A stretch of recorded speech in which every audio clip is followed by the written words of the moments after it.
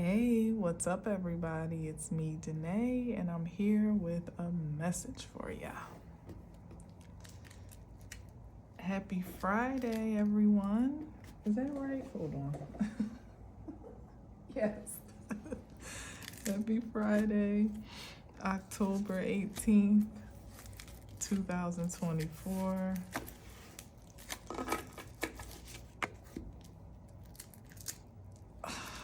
It's the freaking weekend, baby. Hope you got some fun plans. Stay safe out there. We're still under full moon energies. Things could be a little freaky, a little freakier than normal, a little more aggressive and intense than usual. So keep your spidey senses alert and enjoy yourself for sure, but just be mindful of your surroundings and the company you're keeping and the things that you're doing and so on and so forth. But other than that, I hope you have a fantastic weekend. Not sure if you'll see me this weekend yet or not. Haven't decided, to be honest. But it's quite possible, at least tomorrow, that I might pop on and do a message. But in any event, I do hope that you have a safe and sensational Saturday and Sunday. All right, so let's see what we got here today. Hey, Queen of Wands, always my girl, usually my girl. Sometimes she could be a little vibrational, so let's see what we got here. The Hangman, that's not too bad. The Hangman, let's see. Oh, okay. The Hangman, the Queen of Cups. Oh, okay. Hold on.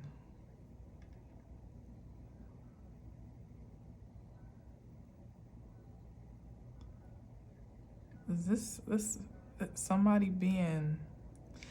I'm hearing stretched thin.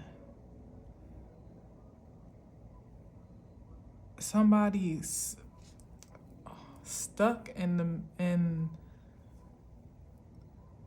between two lovers, with the Queen of Wands here and the Queen of Cups, and somebody hanging upside down in the middle. But with the Devil card, it's not a great sign here. Let's see. Hold on. What's the Devil talking about? Yeah, somebody's definitely withholding something, or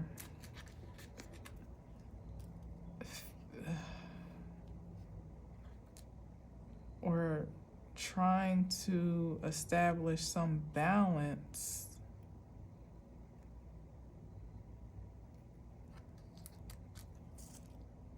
Oh my goodness, and look at this with the World card. So look at this here. Wow.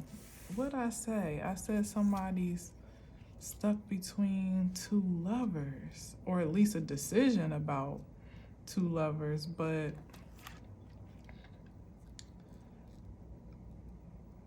I'm kind of confused because there's a stark difference between, stuck in between something. They're in a stagnant position between at least two options. It's like almost having the Devil and an angel on your shoulder, and somebody's trying to decide which decision to make. But then we got the World card, which means that the cycle's closed on something. What's the cycle closed on? Oh, heartbreak. On trauma. So someone doesn't have a choice but to leave the most traumatic choice of whatever these are behind. But why is somebody acting like they don't know which one of those it is, though? That's the thing. Because with the Hangman card, it's like somebody stuck on stupid. Like, it's not giving me positive vibes, you know, because when you look at the Lovers and the Devil card, these are literally polar opposites. Unless someone really can't tell the difference at face value, because the Queen of Wands is no more exclusively associated with the Lovers than the Queen of Cups is exclusively associated with the Devil. So maybe someone's confused at the aesthetic of their choices and the energy that it invokes, perhaps, that they feel like they don't have enough information or aren't enlightened enough to make a wise choice. And so they're conserving their decision, perhaps for fear of making a wrong one. But meanwhile, the World card is here, which is already, what's that? With the King of Cups. My goodness. So the King of Cups is the decider here, so it seems. That's who's in the Hangman position. Someone that feels deeply. Maybe they are conserving or reserving their true feelings on account of their confusion, or maybe on account of fear, again with the Three of Swords, because of trauma, or because of some impending pain or heartbreak or anxiety. I don't know. I don't understand this holistically as to why somebody's so confused, because when it comes down to it, it's like the choice is really not that hard. Like, not from where I'm sitting, but apparently where someone else is sitting, they're having a hard time, to the point where with the World card, it's like the choices, life is going on regardless. And eventually the choice gets made circumstantially, where there probably won't be an option at some point in time, at least not for one of these. So it's like somebody's allowing the window of opportunity to close on their practice of their on practicing, or I should say asserting, the authority of their own choices. And maybe that matters. Maybe that matters. It matters for someone to assert that authority and not to defer it, or to defer that authority, because you know how it is. Like, I just heard this, like, you know how parents would say, like, hurry up, if you don't choose, I'm gonna choose for you, or if you don't make up your mind, I'm gonna make it up for you, something like that. I don't even know if my parents ever really said that to me, but it sounds like they probably did, if I can remember it, but it sounds like a very parent thing to say. You know what I mean? Like, almost the universe saying, listen, if you can't make up your mind, it's going to be made up for you, and you might not like the choice. You know, where we're giving you the opportunity to exercise your righteous right, but if you don't accept that and activate it, and you want to keep sitting here stuck on stupid, acting like you don't know the right way to go, or, you know, you feel so torn in your decision making that you just couldn't possibly, or you feel so confused by the options that you just couldn't possibly choose. For whatever reason, it matters. Choice is a big deal here.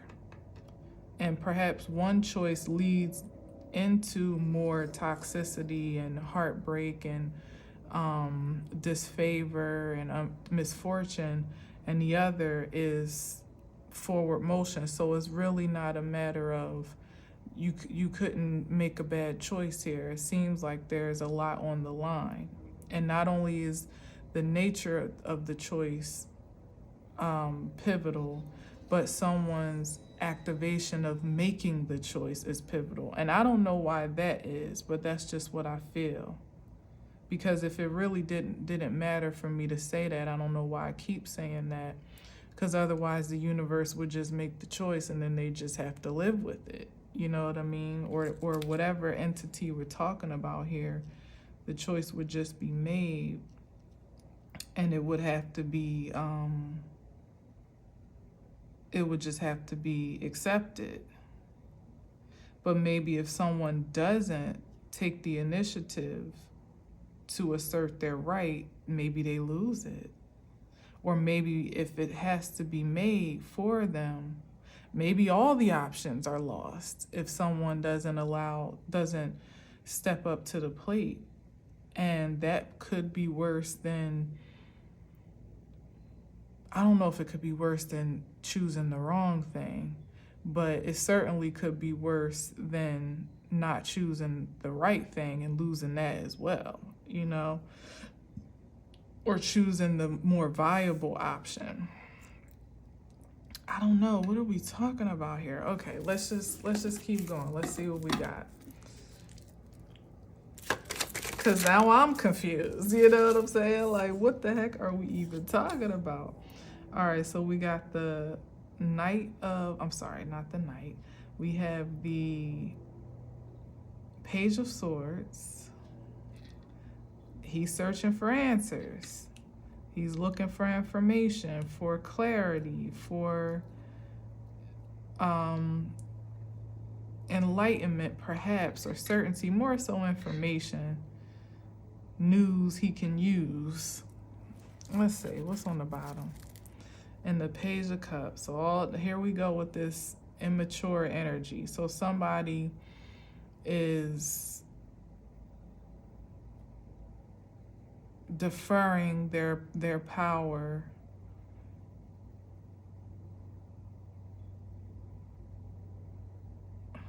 it feels dependent. That's what it is. There's a dependency here. Like somebody wants the choice to, I don't think they really want the choice to be made for them, but it's something about time here where somebody's not respecting the essence of time. And they're still diddle-daddling around, like, all right, well, first I need to know this, and then what about this? And, well, let me observe that, or asking questions, or considering all these different possibilities when, with the Hangman, you know, the handwriting is kind of on the wall. So it feels like, if anything, somebody might be refusing to accept the obvious because perhaps it's not really the choice that they want to make, okay? Maybe it's something with this Queen of Cups. It's something about a more diabolical choice that they have a deeper affinity for, quite honestly. Like, they have a deeper affinity for the darkness, but it's hard to really accept that, knowing all that they know. It's something about like a taboo choice. And, you know, the so-called righteous choice, of course, would look more like the Lover's energy, except that it's really not what somebody truly wants to do. So, but it's also what they know they probably should do. And maybe some part of them doesn't want to accept their darkness. Like, they actually would much rather go with door number 2. But it seems like it's not palatable. It's definitely not popular. And, you know, like imagine, you know what I mean? Like, especially publicly, here it is, the Four of Pentacles. Somebody's really hyper considerate of their persona or their reputation or their public presentation. Maybe even afraid of judgment on account of what they ultimately really do subscribe to. So it's like, imagine if you, what was I going to say? Like, it's about the choice factor. Like, imagine you have two options. It's like to be the villain or to be the hero. Here, that's what it is. Somebody really likes to be the villain. They really low-key love that shit. They love it. But of course, the more acceptable identity, generally speaking, even though it almost feels like we got far more villains than we actually do heroes, you know. But to say that out loud as opposed to proclaiming or professing any goodness or nobility, you know what I mean, feels crazy. And it's like somebody may not even want to accept to themselves how much they actually truly like their dark side and like dark things and dark activity more than they do the light.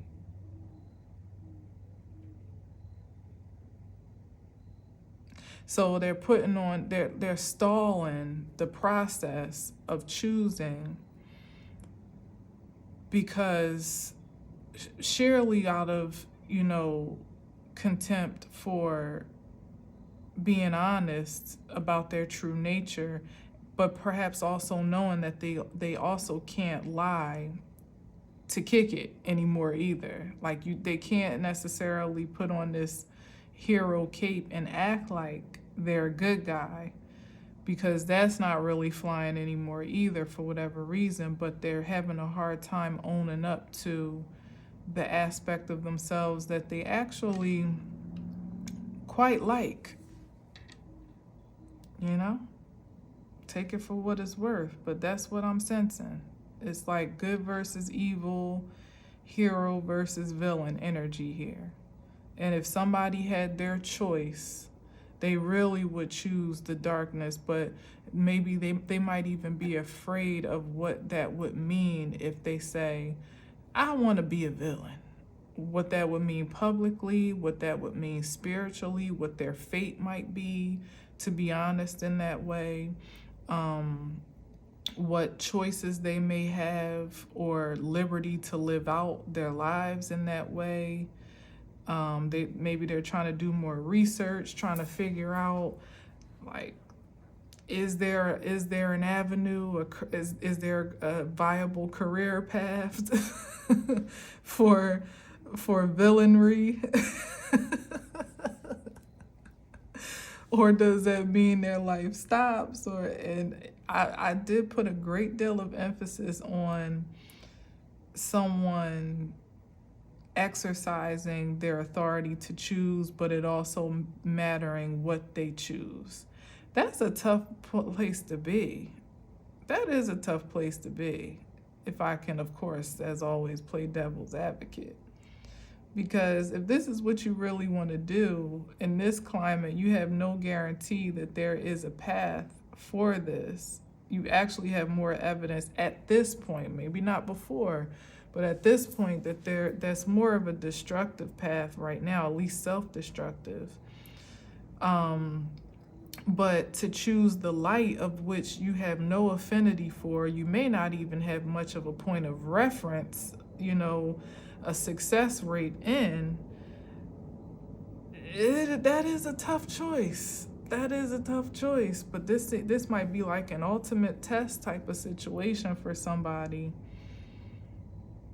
Because here it is, for somebody, choosing, not choosing is also making a choice. That's why there's so much weight on something, like on there being some definitive answer. Because if someone decides that they're going to let the clock run out before they make a decision, that's really kind of saying to the universe what where your heart truly is. Because it wouldn't be, if you know that there has to be a shift, or if there's an invitation from a shift from the darkness, and you're not actively making that shift by way of making that choice, then that's just kind of saying out loud, where you'd rather be if you could be. And from that point, I don't know then what gets to happen. Maybe we'll find out with more cards, but I don't know what then gets to happen. Or like I said, you get no choice. You get neither door 1 or 2, because the weight of your heart, is considered. And, damn, that's really pressure. That's really pressure. Because what if, like, worst case scenario, somebody declare, well, I want to be a villain. I want to live on the dark side. That's where I feel most comfortable. I wonder what would happen then. Would the divine say, okay, well, you can live out that energy, and maybe there would be a mission for somebody to wreak havoc on more of the like, and it would almost be like, like a dark Avenger type of energy, like a Dexter type of character, where he was a serial killer, but he only killed bad guys, or other predators and things like that. So maybe there could be a purpose for someone that's like, I like to do dark shit. Like, I tried the light, or the light just doesn't appeal to me. I don't know, like, call me crazy.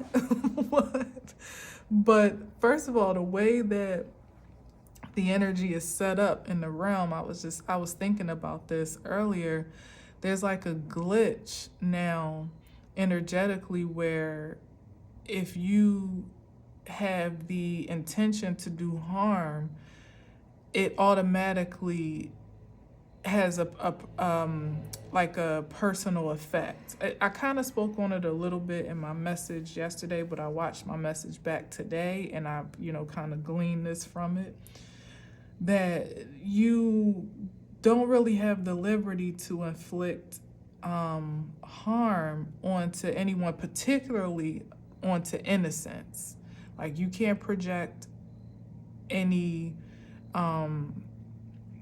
you're not at liberty to project negativity onto innocence without it being immediately a backlash or a return, a reaping of that same energy back onto you. So even if it does connect, or it makes it to where it was intended to go, you're going to immediately incur it one way or another, however the universe sees fit.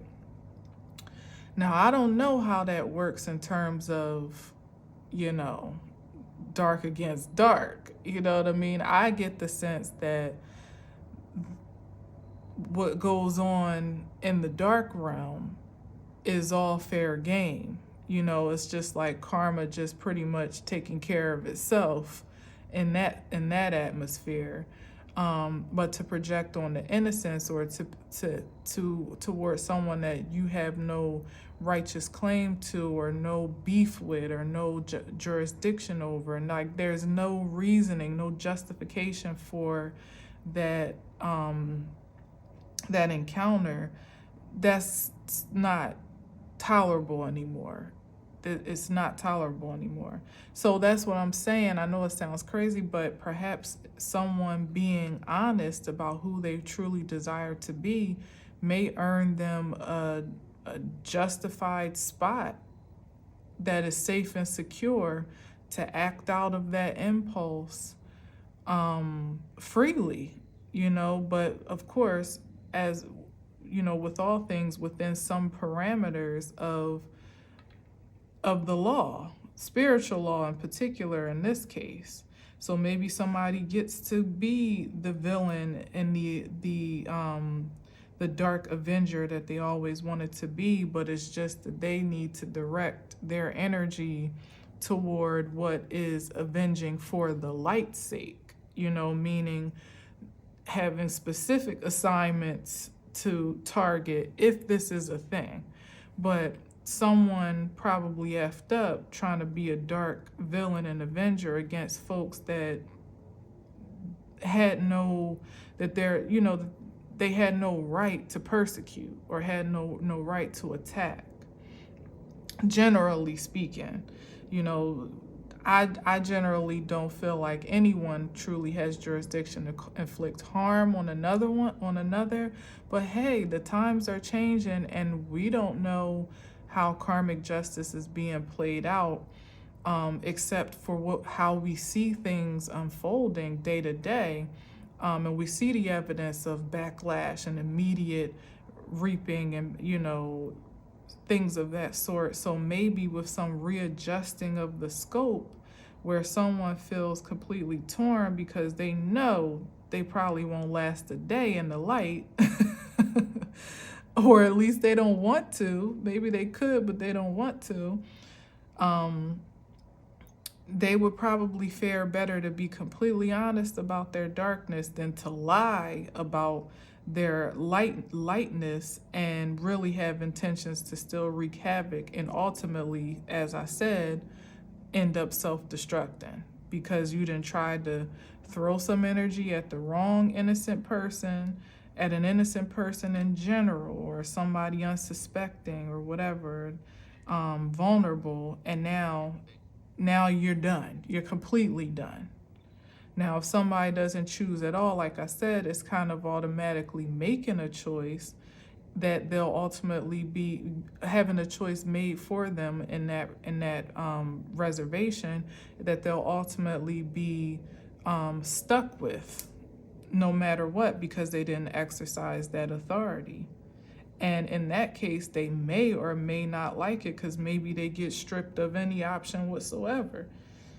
And it's almost like a purgatory situation where somebody would have to, they're kind of be stuck in the middle. They don't really have the access and the the clearance to operate in this darker frequency for a light purpose, as I've already described. And they are hard up for the resilience or for the will and strength to operate in this light frequency. So now they're stuck in the middle. So they can't do what they really want to do and exercise that energy. It's like a vampire that you still gotta feed, but you know how like on most of the vampires that kind of integrated themselves in society, they find ways to supplement their thirst. So they're not hunting people anymore. Maybe they hunt animals or find some supplement for, what they need to survive. This could be somebody stuck straight up in the middle with no way to satisfy their thirst and a restriction on the ways that they used to satisfy their thirst or hunger. Because you can't do nothing here without destroying yourself. And you can't do nothing here that would be justified. So now you just stuck in the middle to what? Deteriorate. And ultimately that would mean you would probably have to force yourself to try to live in the light, because that would be your only hope. And that would be slick of the divine, because again, that would be that funneling effect that I've talked about before to pretty much, push people along into the light if they can stand it. We talking about a vampire here. Can they even stand the light? But that would be the ultimate test, then wouldn't it? If now the only hope that you could possibly have is to crawl yourself back into the light and hope that you can muster up the will to live there, to survive there, because now the door is closed on the darkness in the way that it was available to be operative. You know what I mean? There's some stipulations over here that it's not just, running around willy-nilly, just murking anybody that you see fit to like it was before. This is off limits for that activity now. And the way that it's operative over here, there would be some constraints and some terms of agreement. But because of what could be someone's pride to openly admit who they are, because the divine already knows your heart and knows your makeup, it knows your possession and obsession at this point. But it's like a test to see if someone would be willing to be honest, because that's more important than your appearances, you know, like than your reputation or what you know, the facade that your mask that you put on. It matters most to be completely transparent to the divine at this point than to, you know, lie. Like hide, you know, like you can't hide anymore. So interesting. This is weird, guys. Sorry. I'm apologizing because I would have never thought this is where we're going on a Friday night. Freaky Friday indeed, okay? But here, look at this. Here's this like new beginning. This fool's journey, like a fresh start. Let's see what's on the bottom. The King of Pentacles.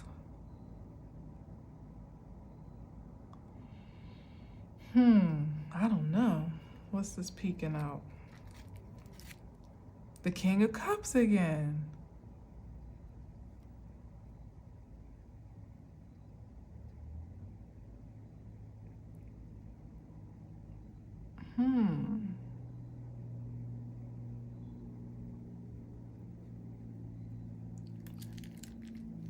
So what does that mean?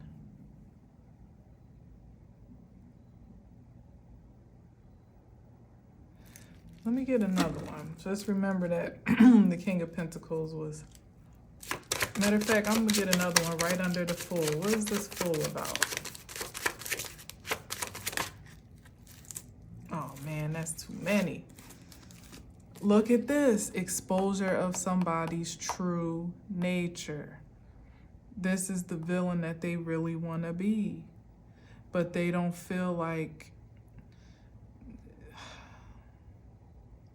It's like somebody's not really too sure that they're, like I said, that is a purposeful choice. And they would be correct in terms of operating in that frequency over here. But what is admissible otherwise?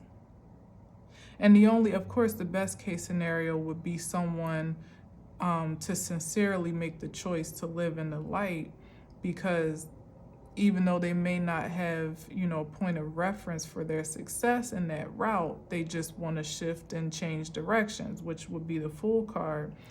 But look at this. It's the Five of Swords. It's saying that as it stands now, somebody might want the benefits and the pure essence of, like, the favor of the light, but their mind is not really committed to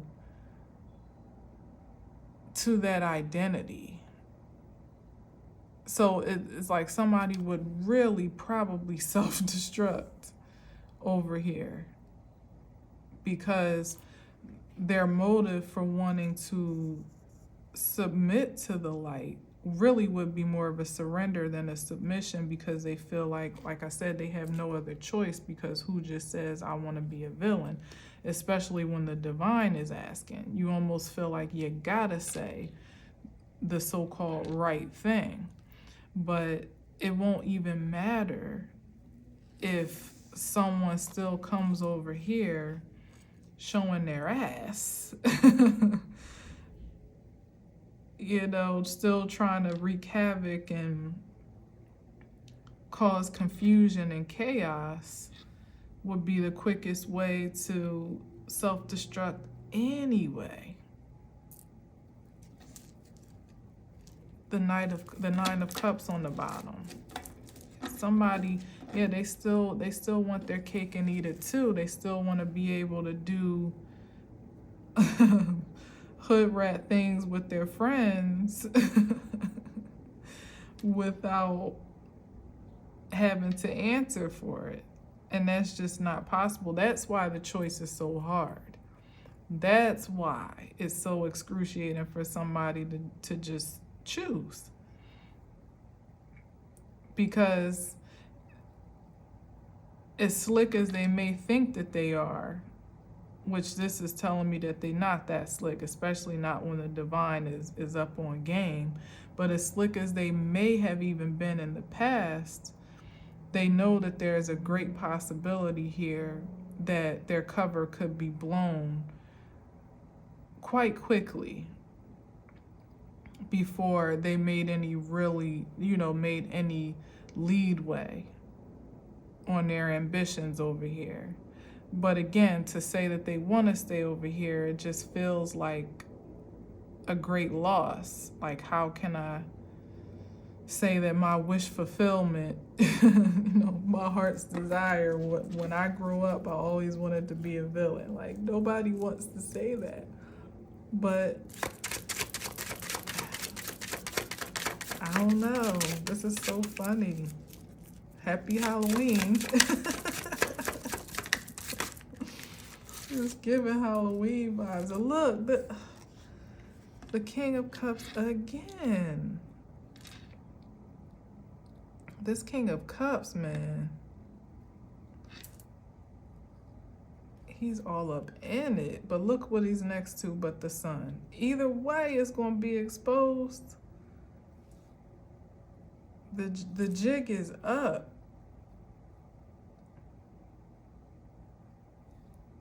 So, and this is like a new commitment here, like a new agreement, a new covenant, perhaps even with the Two of Cups. Like somebody finally coming to terms, maybe being honest with themselves for once and for all. It's almost like the sun is looking like, I know who you is. I've been knowing who you was since you were a baby. So, and I know why you are what you are and how you are. So you ain't fooling me. What I need to know, and if you think about it, like a lot of the treachery that happens in real life is on account of people feeling like they have to hide their true nature.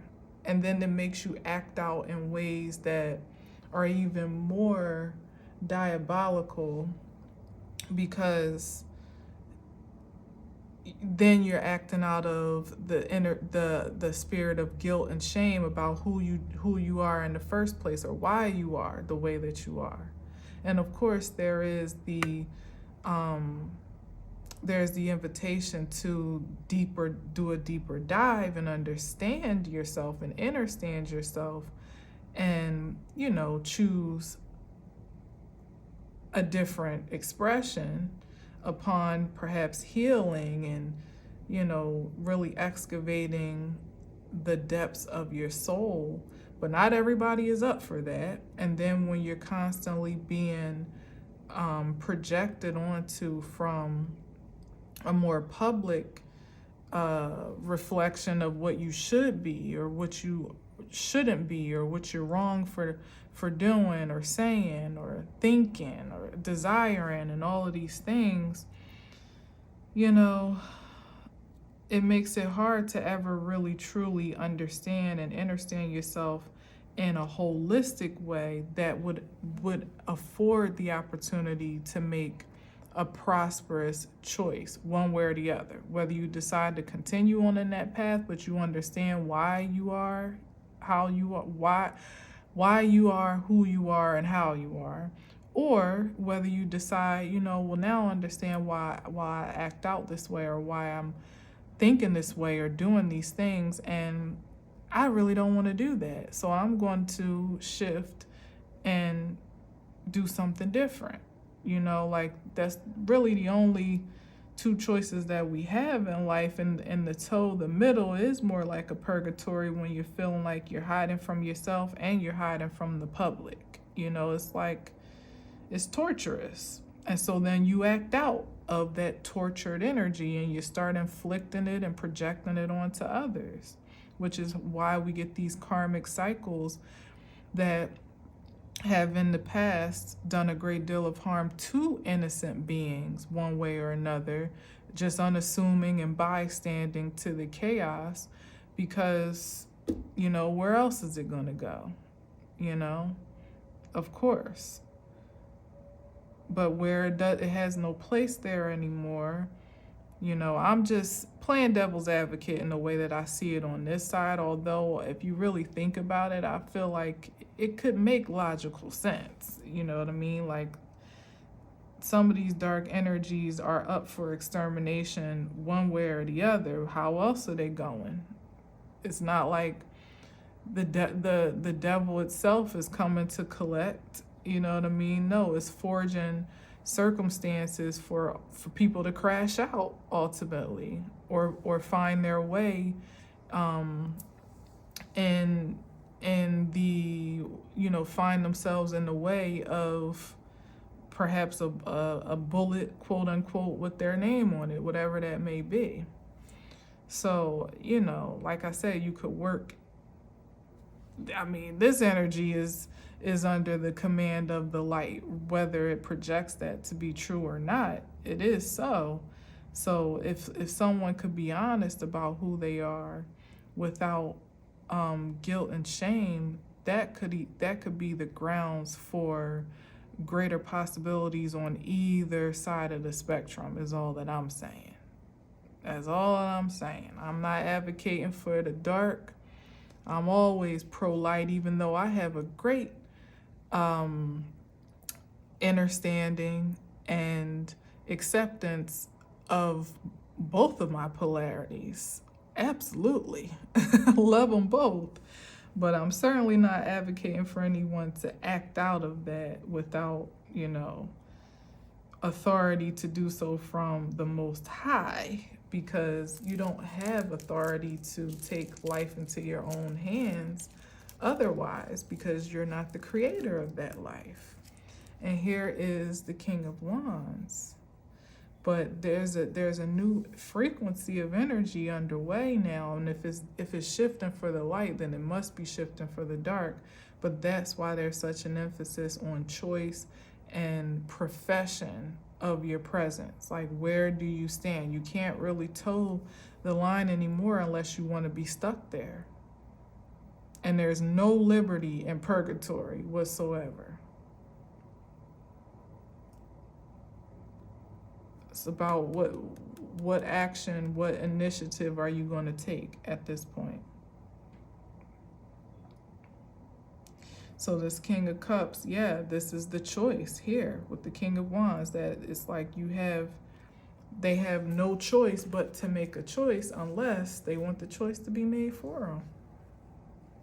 And then the King of Wands energy is saying that somebody is well empowered to make a decision.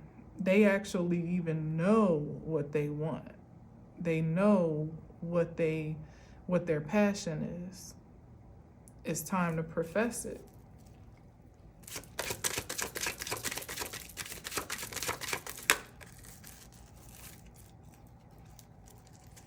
Okay. Look at this.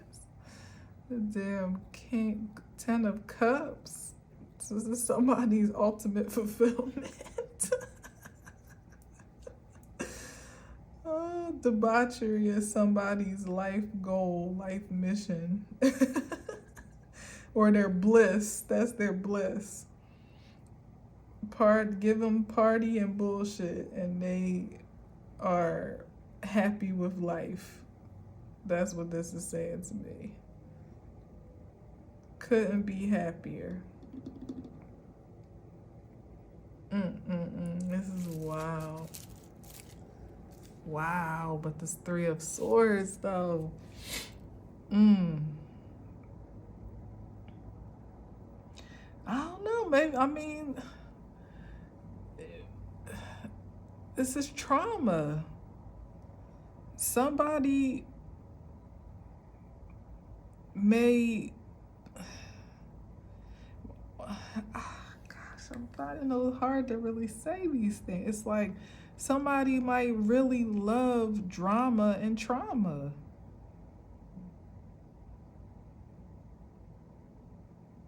And of course, we know there are deep psychological reasons why that could be true. But if somebody's not interested really in exploring those ideals and shifting them, then all they're going to do is continue to recycle and recreate traumatic cycles, traumatic experiences. But it's different because it's not out of ignorance to me. Although someone's acting like it is, like, oh, I don't know, what do I do? What do I choose? This is literally somebody that likes drama and trauma.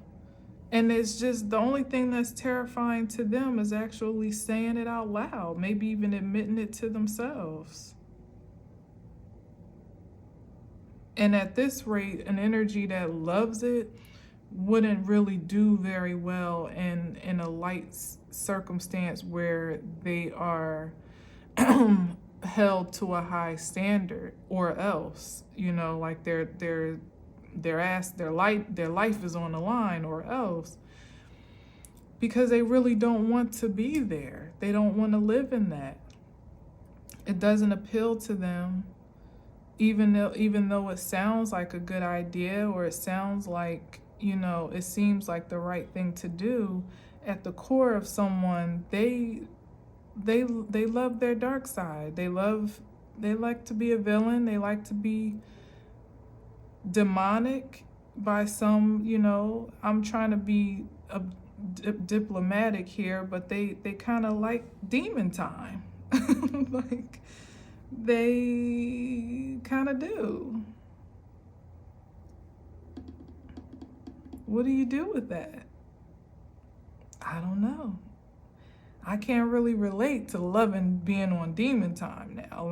I can understand and understand my dark and light, and I know that there's a purpose for both dualities, but I still prefer to live in the light, me personally, which is why the opposite would be true for me, that living in the darkness, I would probably crash out the first day exclusively on the dark. Like, you know, me trying to be over here conniving and setting up evil plots and scenarios and entrapments and things of the sort, and attacks, I would probably fall to my own entrapments day one on demon time. Like, crashed out. So, you know, perhaps everybody has their purpose. Yeah, I guess, you know, like, I don't know. All right, let's get two more and I'm out of here, because this is so weird.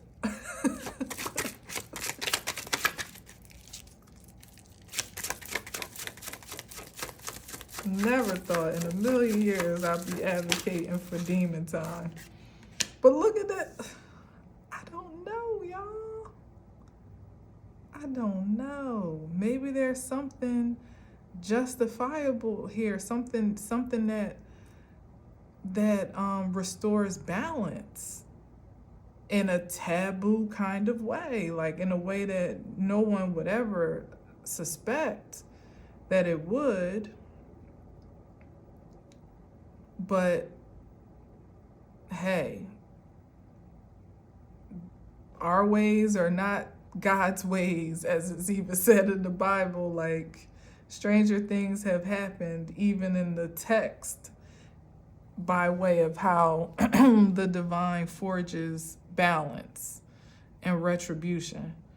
So I definitely couldn't say it's absolutely impossible. I'm just saying it's strange that I'm reading on it. like what are we really talking about here? For real. But yeah, Justice card, what's on the bottom? Oh my God, the Hierophant. What? This is law and order, and this is like religious structure and conventions of society and all, it's like something about restoring the balance into those constructs and those pillars. And maybe perhaps it's also as it is, now this is really going to be strange for those that are already freaked out. But maybe it's reestablishing an understanding between dark and light forces that hasn't been forged before, because one has automatically been demonized and one has been angelicalized and there's never been an acceptance for the two to align or work in tandem or coexist, when we know that can't altogether be true, because there's dark and light and polarity in all things. That's just the universal order. So maybe this is something about breaking the stigma on what these energies are from within the individuals that pronounce these frequencies. First and foremost, I guess it would have to start on an individual level, giving someone the fair opportunity to choose, their preferred expression without fear of judgment from the divine, first and foremost, because what the world feels, that's something different. The world would have to catch up to what I'm putting down right here, because this would not be palatable conventionally.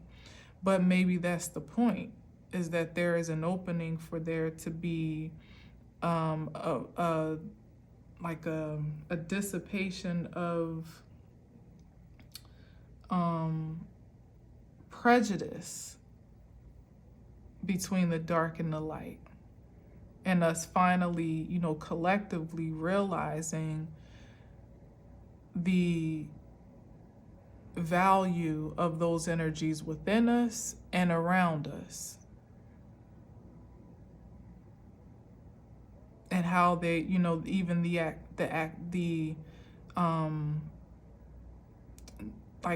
necessity of their prominence within creation, where to most that err more on the side of light generally, or at least intentionally, it almost seems,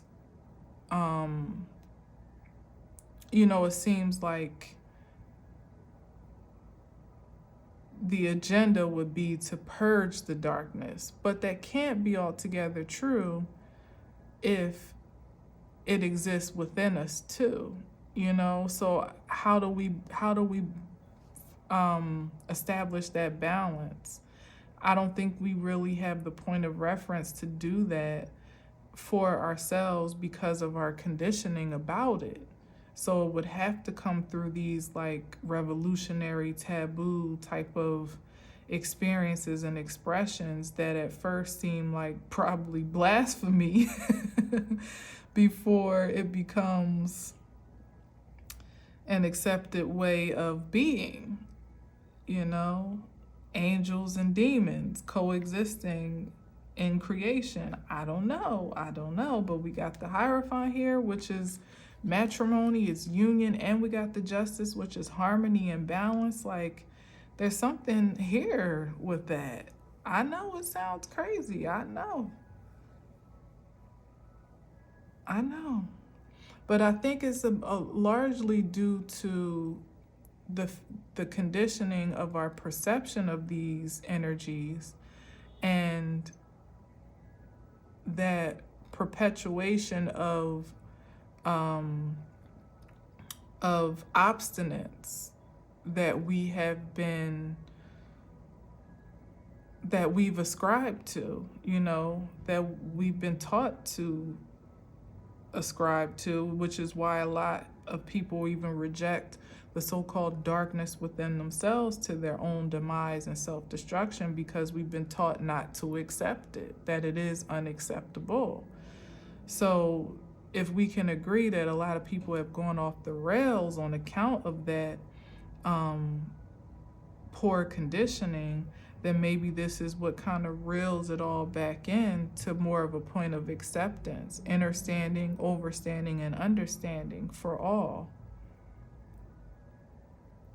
And it's just, it's just how the pendulum gets to swing back toward that middle, because it's been so, obtuse, is that the word? Up until now? Extreme? I don't know. I don't know. It's something about this here. I don't know. Let me get one more and then I'm going to let you go. I'm going to have to sit on this one. I ain't going to lie. Wow. But look at this. It's the Ace of Cups.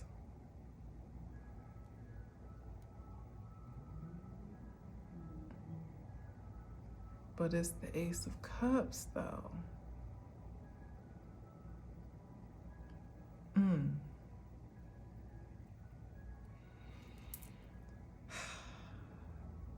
And that's unconditional love. Divine love. The type of love, and what is the ultimate of love but understanding?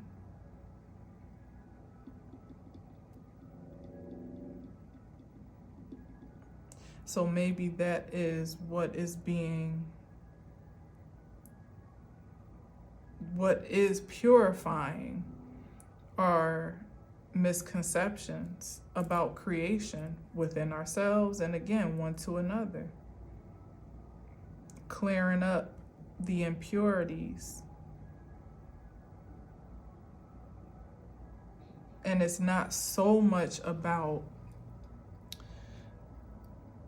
cleansing and purifying to make new creatures as it is for creatures to just understand who and what and how they are.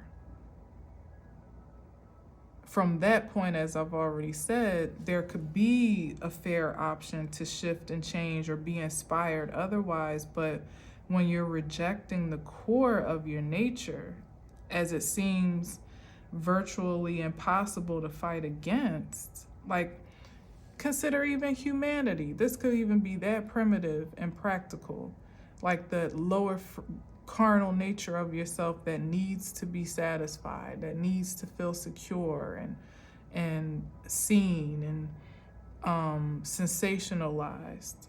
It's like when you try to be ultra religious and completely condemn that aspect of yourself. Like you can only be holy when you're a human being as well. Like you can't really forsake that aspect of yourself to exclusively be holy, because ultimately that's what puts you at odds with your vessel in one way, shape, or form. Puts like the body against pits the body against the spirit, and the mind usually, here it is, this is good, gets trapped up in the middle, not knowing what to do.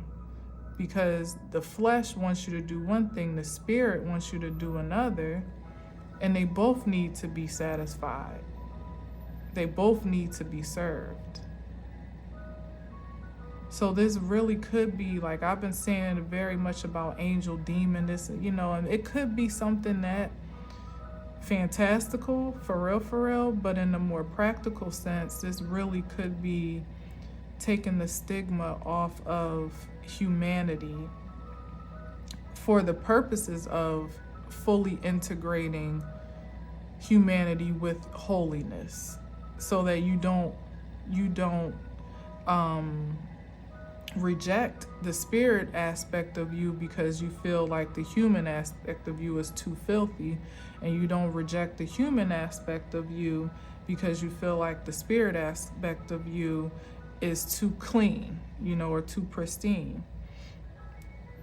This is like the cleansing of all of those faculties so that there is wholeness and humanity. Wholeness is restored in humanity again. That's what this is about.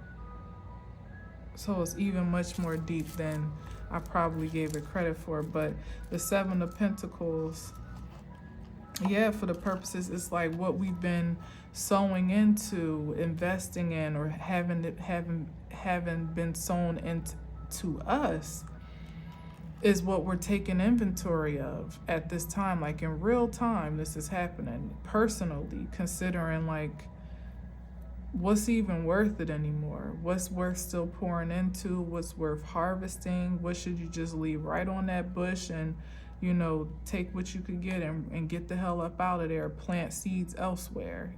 For some, that is a very actual consideration of where you've been sowing longer than you've been harvesting, or you've been sowing long enough to kind of know what it yields and what it doesn't, and still on a high vibrational perspective, to be grateful for whatever you've harvested, but to be also realistic and honest with yourself about what the long-term projection can truly be at this rate.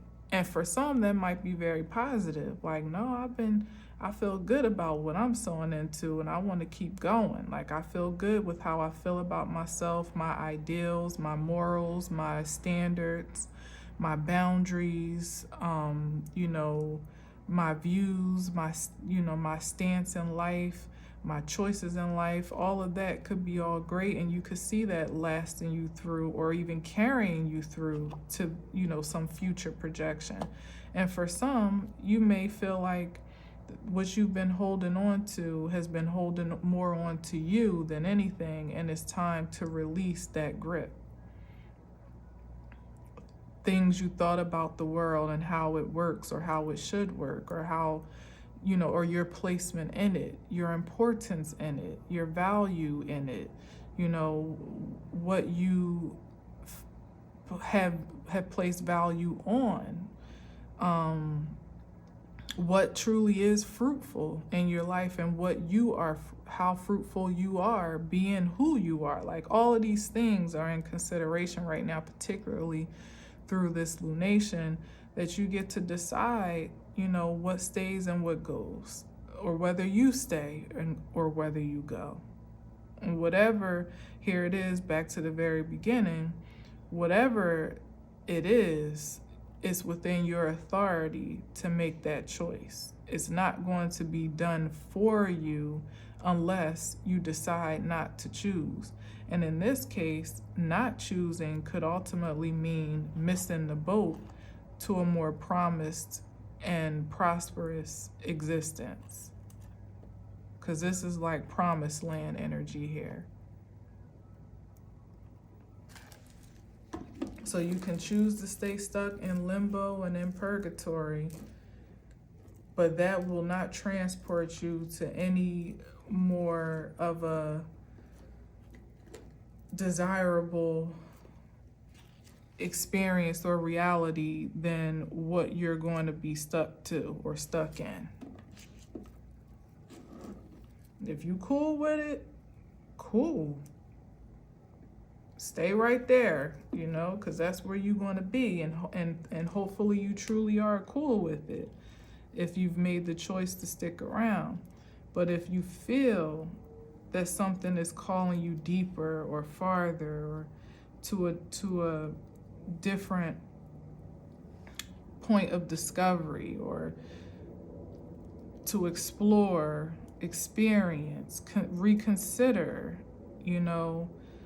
readjust, and all this internally before it's ever externally, even just taking a look at yourself and into yourself through all of those points of consideration, and finally choosing who you want to profess yourself to be without inhibition and without the fear of persecution. Leave the judgment and the verdict more or less up to the divine to express to you by way of your profession, and that'll be exemplified in your waking life. But to just, literally to be a hang jury on yourself it doesn't advance anything or anyone any further. So I don't know exactly about this message, I'm not gonna lie, but it was interesting, to say the least. I hope you agree. And in the event, I think the biggest takeaway is to really operate the fullest function, operate in the fullest authority of your willpower and your right to choose. Whatever that gets to be, like, that's the greatest power we can have as human beings, even having a spiritual, even spirits having a human experience. Like, that's the power that we have even over angelic forces, is that we actually get to choose how we align with destiny. Not every species can say that for themselves. They're just commanded to act and respond. And here we are, at least theoretically, given the opportunity to create, you know? So don't take that power lightly. Operate it until the wheels fall off, and hopefully you'll do so in the most prosperous way that will be sustainable and